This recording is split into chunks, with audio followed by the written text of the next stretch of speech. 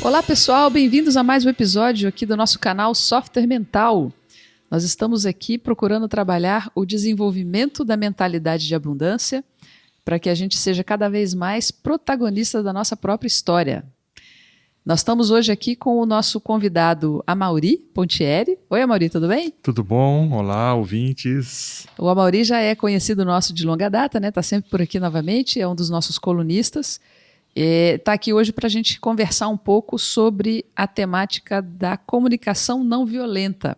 Lembrando só, minha gente, que a gente tem aqui o patrocínio e o apoio técnico da Athena Media, que nos fornece aqui todo o espaço, toda a tecnologia do estúdio, da gravação, toda essa qualidade que vocês escutam aqui a gente toda semana.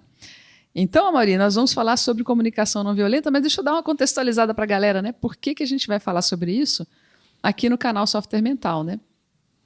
Como a nossa intenção é tratar do processo da mudança de mentalidade, a nossa mentalidade ela se expressa basicamente por meio da comunicação, tá certo? É como a gente fala ou como a gente expõe para o mundo a mente, o jeito que a gente pensa, o jeito que a gente decide, a nossa forma de ser. Um bom percentual disso acontece através da comunicação, né? Tudo passa pela comunicação, né? Uhum. Até quando a gente não quer se comunicar, se comunica. Exatamente. E o Amaury, você sabe, é comunicólogo formado nessa área aí e se interessou pelo tema da comunicação não violenta. Você podia até falar para o pessoal um pouquinho sobre isso, né, Amaury? Como é que você chegou na temática da comunicação não violenta? Como você falou, eu sou formado em comunicação social, né? E me formei lá pela Universidade de São Paulo, USP. Trabalhei muito tempo com jornalismo, que foi habilitação em jornalismo, sou jornalista, né? E trabalhei em várias empresas, tanto na área de jornalismo impresso, na área de jornalismo eletrônico. Depois fui fazer consultoria para empresas também, quando saí diretamente do jornalismo. E trabalhei com comunicação, como consultor em comunicação interno das empresas, né? Então, as empresas às vezes nos contratavam para ver como é que estavam os fluxos de comunicação da companhia, questões que poderiam ser aperfeiçoadas e tudo. Então, durante mais de 22 anos, eu trabalhei diretamente com comunicação e conheci várias abordagens, estudei várias abordagens e pratiquei várias abordagens. E muito recentemente, já como trabalhando só como na área de educação, é que eu vim conhecer a comunicação não violenta, que foi uma proposta aí do psicólogo Marshall Rosenberg, né? E aí ele fez essa proposição, não é bem uma técnica, é mais uma mudança de mentalidade, uma mudança de paradigma, né? Da comunicação individual e grupal. Uhum. Então eu achei poderosíssimo quando eu conheci a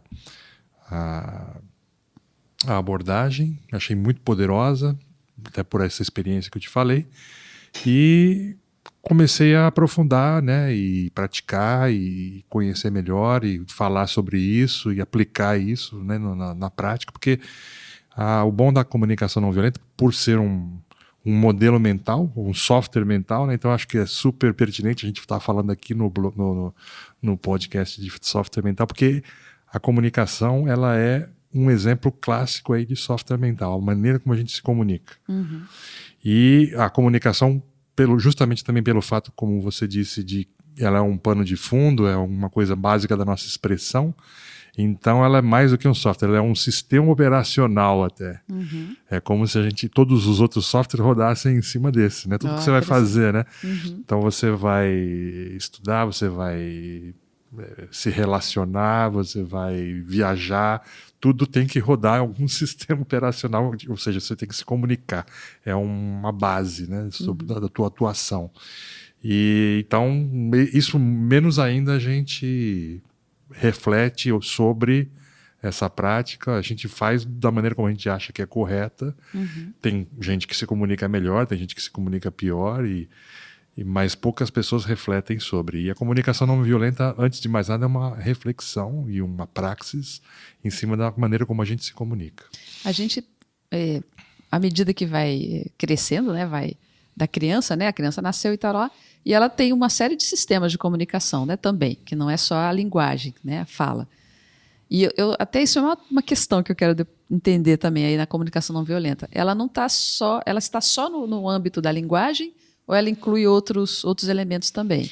Na verdade, tudo que engloba a comunicação, né? A gente sabe que a gente tem a comunicação não verbal e a comunicação verbal. Então, tudo pode ser aplicado aí no âmbito da comunicação não violenta. Então, vamos supor que uma pessoa venha falar com você, você não fale nada, né? Dê aquele olhar gelado, ou vire as costas, ou cruze os braços. Isso aí pode ser extremamente violento, assim. Só uma expressão facial, sem você abrir a boca, pode ser violento no sentido de constranger a outra pessoa, no sentido de, né, torná-la desconfortável ou fazer com que ela faça algo. Criança, eu já estava falando de criança, né? Criança muito também tem disso, né? Às vezes a maneira como o adulto olha para a criança já sabe o que é que tem que fazer, né? E às vezes não é o que ela quer fazer ou o que ela deveria fazer. E aí, nesse caso, engloba com um nível de violência, né? Então, a gente, considerando então que a comunicação não violenta, ela não só vem a linguagem, mas vem esse todo, né? Todos os meios, né? A forma de transportar a informação, né? De uma pessoa para outra, está dentro, está abrangendo. Isso. Quais que são os princípios assim da comunicação não violenta? Muito legal. O que a gente tem que observar é o seguinte.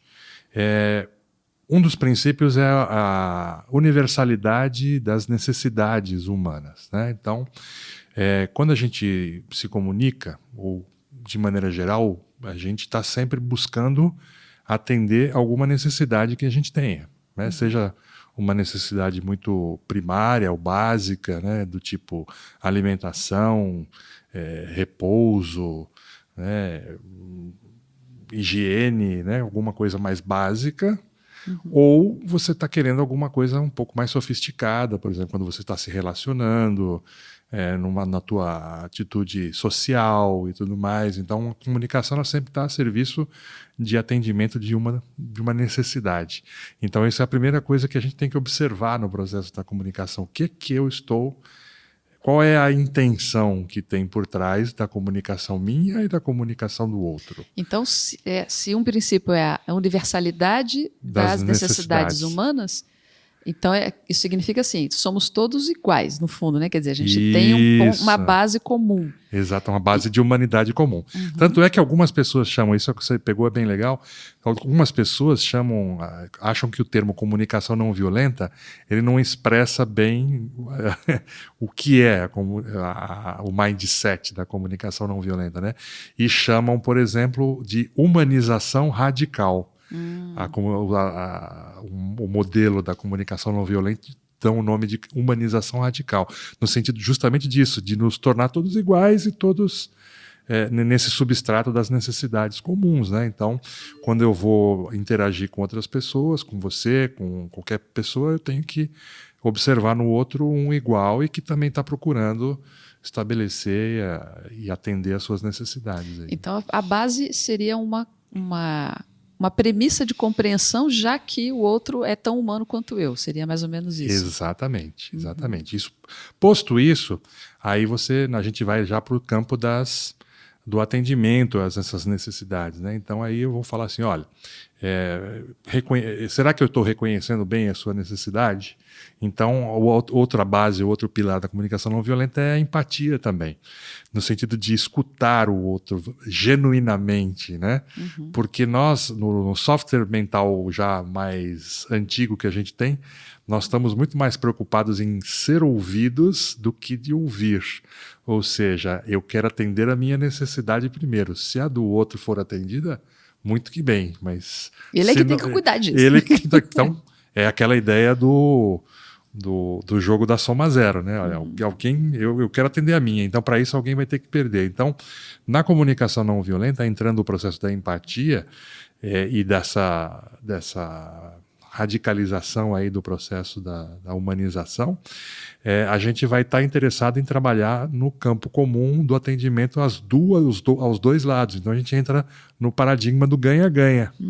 Né? Então, assim, a proposta da comunicação não violenta é o seguinte: só tem sentido se a sua necessidade for atendida e a minha necessidade for atendida também. Interessante, então. Quer dizer, A brincadeira que eu fiz agora, eu tô aqui para atender meu interesse. Se você quer atender o seu, esse é o problema. Se você tem que atender, você dá conta do seu, eu dou conta do meu. Mas na comunicação não violenta não é assim. O seu problema é o meu e o meu é o seu. Beleza. Então eu cuido do meu jogo. E cuido do dele também. E cuido do seu.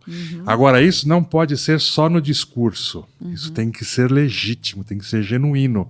Porque senão não se estabelece essa ponte dourada, vamos dizer assim, né?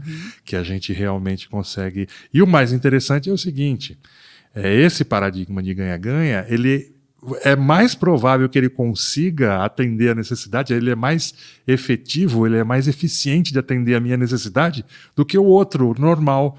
Então, ou seja, quando eu estou fazendo a comunicação sem prestar atenção nisso, é mais difícil às vezes que eu consiga. Então eu tenho que bolar estratégias, estratagemas, tenho que ficar fazendo, né, armengues e várias coisas assim para conseguir o que eu quero, que é o que o paradigma de comunicação que a gente observa em tudo quanto é canto. Né? E que no fundo dá muito problema, né? Porque a hora que eu cuido só do meu interesse e acho que eu consegui o que eu queria, a outra pessoa, quando ela se vê prejudicada, ela não atende o acordo, vamos dizer assim, acordo que foi feito, né, ali naquela conversa. Quando há acordo, porque na maior parte do tempo o que tem é um salve-se quem puder, né? Então, veja só, olha como é que é o paradigma ou o sistema operacional naturalmente. Eu estou aqui, farinha pouca, meu pirão primeiro, né? Vou puxar sempre a brasa para minha sardinha. Por quê? E isso que é o embutido na nossa cabeça desde pequeno. Porque é sempre assim e vai ser sempre assim. Ou seja, se você não cuidar do seu, ninguém cuida do seu, então é cada um por si, né? Então isso já é incutido e todo mundo trabalha assim. E a gente vai ter nos nossos círculos de relacionamento, seja no nível individual, interpessoal, ou seja de grupo para grupo, tudo sempre eu querendo defender o meu e manipulando para poder que o outro também faça o que eu quero, porque muitas vezes ele não quer o que eu quero. Então eu vou também enganar e manipular para que o outro faça o que quero. Daí isso é a comunicação violenta. Violência, qual é desse termo da comunicação não violenta? A gente fala não violenta, mas vamos definir o que é o violento. Violência, vem a raiz da palavra, vem de violentia, né? Com T, violência, mas fala violência, que é fazer o outro, obrigar o outro a fazer algo que ele não queira. E isso é o conceito de violência, né? Que está lá na raiz da palavra. Então, quando eu estou fazendo uma comunicação não violenta, eu estou manipulando ou estou abertamente, às vezes não é escondido, às vezes não é subreptício, na verdade é bem explícito. Eu estou querendo obrigar o outro a fazer algo que ele não quer. Pode ser inconsciente, pode ser consciente, mas no fundo o resultado é sempre o mesmo. Eu estou obrigando alguém ou estou tentando fazer alguém fazer algo que a pessoa não quer. É interessante, para me beneficiar. Para se beneficiar. O interessante é que, então, uma coisa que todo mundo conhece, né? Quem vive na vida vê isso. Que às vezes a pessoa pode falar muito manso, muito calmo, muito assim, aparentemente sereno, mas está falando um negócio assim que está doendo na alma, de violento que é a coisa. Exatamente. E às vezes a pessoa também pode estar batendo na mesa e falando alto e, na verdade, falando uma coisa muito importante. E que defendendo os interesses mútuos. Exatamente. Está sendo firme, presente, claro, forte e não violento. Pescoana. Na verdade, por isso que algumas pessoas acham que esse termo comunicação não violenta não é muito adequado, porque pode dar a impressão que é só a forma como se fala. Né? Então, mas é exatamente isso. Quer dizer, a forma, claro que tem uma importância, né? Mas ela não é o principal. O principal é a intenção daquela fala ou daquela comunicação. Aquilo ali está de acordo com o interesse mútuo ou o interesse dos outros, porque, e veja, tem que ser mútuo, tá?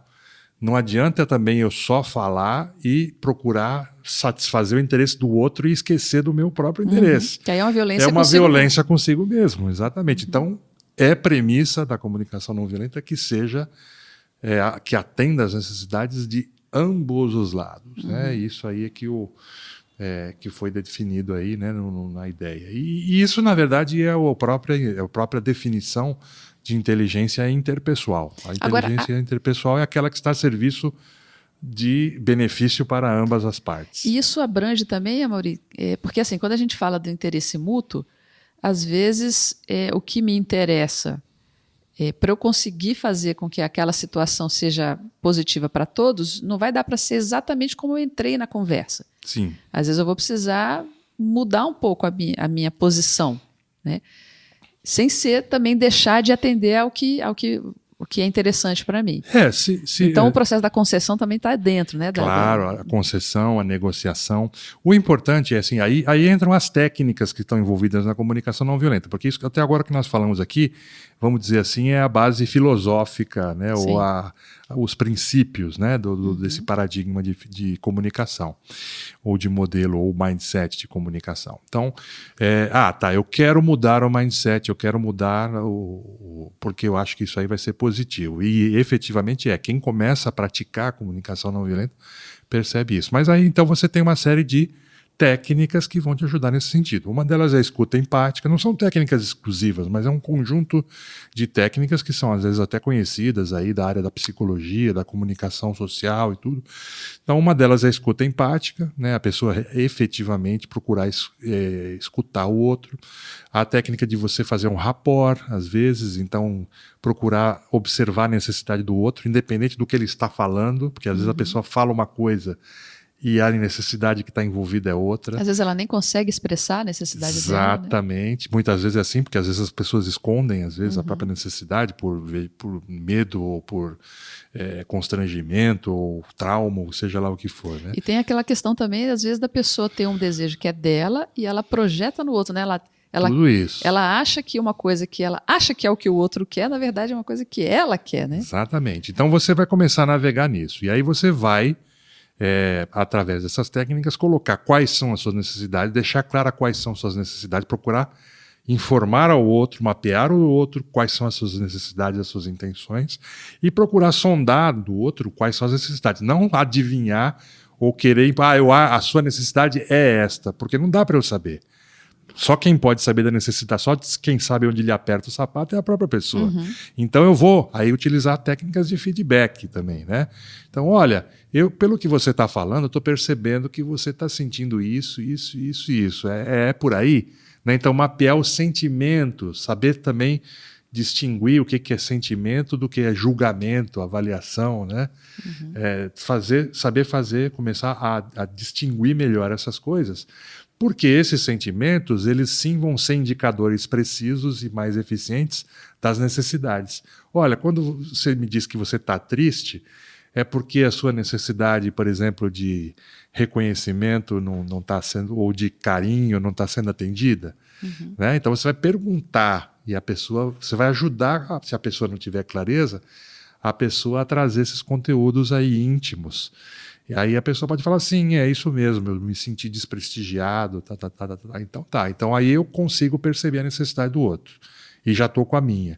Então, com base nisso, nós vamos juntos buscar uma estratégia para atender as duas necessidades. E eu percebo também que às vezes, quando se vai tocar num tema delicado para a pessoa, porque às vezes o interesse dela é uma questão delicada para ela, uma questão que pode ter um fundo traumático até. Claro. Muita coisa pode acontecer. E ela pode, inclusive, reagir de uma forma agressiva, ou ter uma reação emocional forte a partir dali. Então, isso, dentro da comunicação não violenta, também pode acontecer, né? Para ter estados assim, de emoção exacerbados que podem aparecer. Porque está expressando o interesse legítimo, o real ali da pessoa. Mas aí a pessoa já estava navegando previamente com a ideia da empatia e do rapport. Então, se eu começo a conversar e eu percebo que aquilo ali não é um tema que a pessoa queira expor ou queira falar, tudo bem, é do direito dela. Eu me mostro disponível. E outra coisa, a pessoa tem que sentir também se sentir à vontade comigo para falar sobre aquilo ali. Então, eu preciso construir isso, né?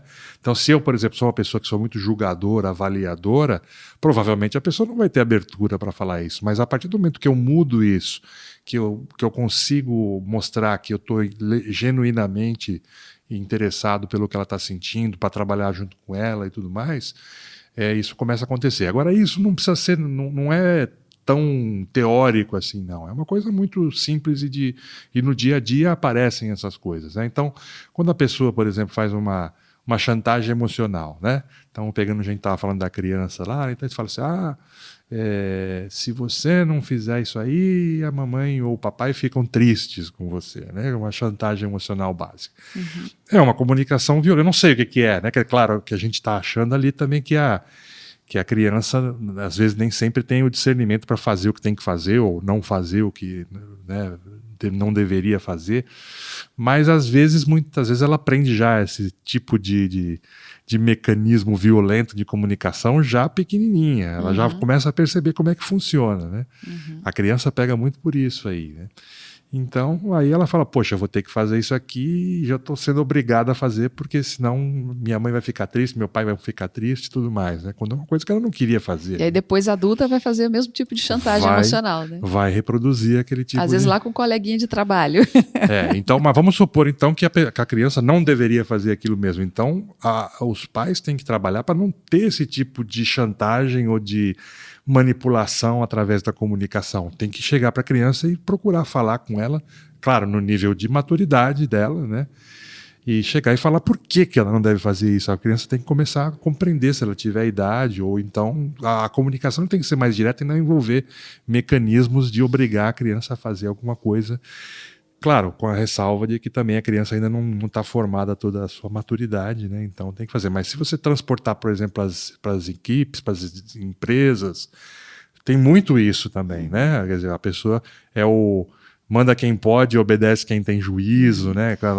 Aquelas comunicações que, na verdade, a pessoa não fala e aí se transformam em outros tipos de mecanismo, como o passivo-agressivo, né? Aquilo que a gente estuda em comunicação, né? Corporativa, né? Sim. As culturas de comunicação. Então, aí gera fofoca, gera outros tipos de comunicação que também são muito prejudiciais no processo. Quer dizer, tudo com origem numa falta de expressão legítima e clara do real interesse da pessoa, né? Exatamente. E às vezes a pessoa até... porque, por exemplo, olha, pegando aí o passivo-agressivo, num contexto de trabalho, é muito comum observar coisas assim. Vamos falar um pouco o que é o passivo-agressivo? Pode ser que alguém não saiba. Então, deixa eu dar o exemplo que aí vai dar para entender bem, né? Que o passivo-agressivo é aquele que ele não fala do problema diretamente com quem é interessado, né? Mas veja só, por exemplo, a pessoa está lá no contexto de trabalho e daí vamos supor que é aquela pessoa assim, que ela é muito solícita, ela está sempre resolvendo o problema dela e dos outros, está trazendo sempre para si, vê que tem uma coisa acontecendo, ela é muito proativa, vai lá e já resolve e vai assim, daqui a pouco ela está pegando o trabalho de um monte de gente, começando a assumir para si responsabilidade que não era dela, mas ela pega porque ela está vendo que a coisa não está indo bem e tal, e ela quer ajudar, ela quer ser solícita e tudo mais, mas aí daqui a pouco ela tem um piripaque. Ela não dá conta, porque pegou coisa demais, e às vezes as coisas que ela tinha que fazer, ela não está dando conta também. Daí a pouco ela é cobrada pelo que é a responsabilidade dela, e aí estoura. Ela fala, ninguém aqui me dá valor, eu estou aqui fazendo o trabalho de todo mundo, e às vezes ela não estoura para fora. Porque quando ela estoura para fora, na hora que ela estourou, ela está sendo agressiva. Às vezes ela não estoura para fora, ela estoura para o coleguinha no corredor. Então fala que aí é o desconta, né? Vai descontar no cachorro, no gato. No corredor, por exemplo, é o passivo-agressivo. Quer dizer, ela está achando aquilo ruim, mas ela não fala lá para quem acabou de reclamar com ela. Com um chefe, por exemplo, que acabou de dizer que ela não está fazendo o que precisava fazer. Ela vai reclamar lá com um coleguinha no trabalho. Você viu o que ele falou? Eu dou de um tudo aqui, faço um monte de coisa, carrego todo mundo nas costas e ele me fala daquele jeito. Quer dizer, passivo-agressivo. Ou às vezes nem isso ela não faz, ela não fala com ninguém. E vai sofrer em casa, né? Sozinha. Ou então faz o boicote branco, né? O boicote branco também, que é aquela coisa assim, quer saber, então não vou fazer mais nada aqui que não for da minha... E aí não ajuda mais, né? E começa a trabalhar enfim, faz as suas avaliações e toma as suas decisões. E acha que está certíssima, né? Exatamente. Mas no fundo... senso de justiça meio às avessas. É o jeito que ela, às vezes, achou de fazer. É uma compensação, né? Isso aí. Mas, no fundo, é a falta de expressar com clareza para si mesmo e para as pessoas envolvidas o que realmente é importante para ela, o que realmente interessa, o que realmente está acontecendo, né, ali naquele momento. E eu acho que tem um aspecto da educação, né, Amaury? Porque tem algumas coisas que a gente aprende que não deveria fazer. Por exemplo, eu escutei muito na educação e tal, coisas do tipo assim, você tem que ser uma boa pessoa e não pode ficar reclamando muito, é feio ficar reclamando. Vai lá e faz e não fica reclamando. A mão direita não sabe o que a mão esquerda faz, né? Então não ficar se expondo e tal e falando muita coisa. Aguenta sozinho. Então, às vezes, no próprio processo da educação, a pessoa vai achando que fazer desse jeito é o certo. E às vezes também ela precisa conhecer assim, detalhes, né, da personalidade, da ação. Por exemplo, o conceito de assertividade, né, que a pessoa ser assertiva ela não é ser agressiva. Então isso vai muito da cultura também. Né? Então eu ser assertivo é você falar, olha, isso aí não cabe, eu acho que não está adequado, e não é, isso aí eu não vou fazer, vai pro inferno, né? Assim, a agressividade é uma coisa, a assertividade é outra. Então você colocar o que você pensa, sempre respeitando, né, a condição, ou o direito do outro, tal, não é negativo, né? Mas só que muitas vezes as pessoas veem, por exemplo, crítica como um ataque, né? O feedback às vezes é visto como um ataque. E né? tudo isso é mudança de mindset. Não é isso, Mari? Jeito diferente de pensar sobre o que é o certo ou o que é o errado. Ou o que eu entendo de ser o que é um ataque, o que é uma assertividade, o que é um feedback. Exato. Então, realmente ressignificar, é dar um novo sentido na cabeça para poder entender o que é uma comunicação adequada, né?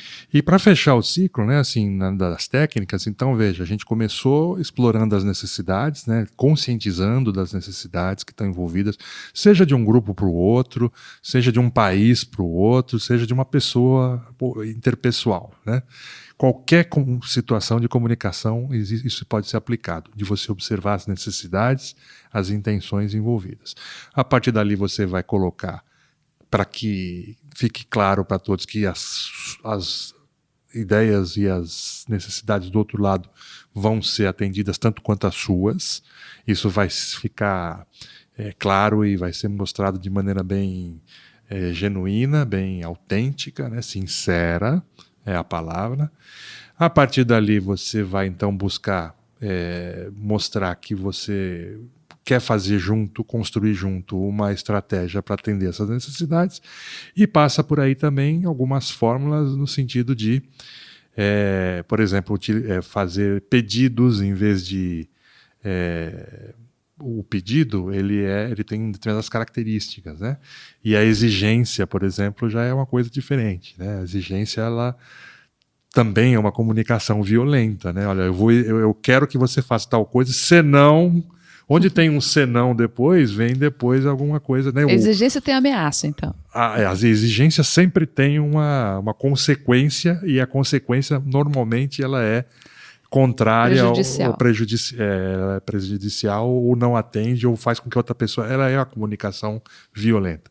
O pedido, por outro lado, não. O pedido, ele vai dizer, olha, será que é possível que você faça isso? Será que isso aí é interessante para você também?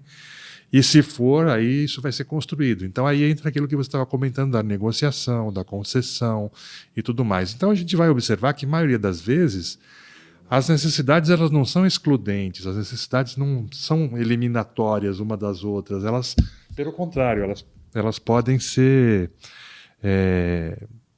uma pode até ser sinérgica com a outra. E você acaba, então, construindo e mostrando que a estratégia... ela é secundária. O mais importante é que se atinja a finalidade de atendimento da necessidade. Então, por exemplo, pode não ser a maneira como eu estou fazendo que vá te interessar. Fala, olha, isso que você está querendo não necessariamente me prejudica, mas essa maneira como você está fazendo me prejudica. Tá bom, vamos fazer de outra maneira. E aí aquilo, eu consigo o que eu quero com uma outra estratégia, e você também consegue. E aí a gente então construiu de uma maneira totalmente diferente. E quando isso se estabelece, às vezes até conflitos muito poderosos, muito antigos, conflitos assim pesados, horríveis, eles podem ser solucionados dessa maneira. Então, no fundo, a comunicação não violenta ela está aí para também a resolução de conflitos, né? Um dos objetivos primários da CNV é você resolver conflitos que, de outra maneira, pareciam não ter possibilidade de resolução. Né? Agora, não dá para não falar disso, né? Em épocas de grande discordâncias políticas e tudo mais, a gente vê muito bate-boca, né? Por exemplo, em rede social e até família e tal, posições muito diferentes. E uma coisa que eu observo é assim, às vezes a pessoa está numa conversa com outra com a intenção de mudar a opinião, mudar a forma do outro pensar. Isso.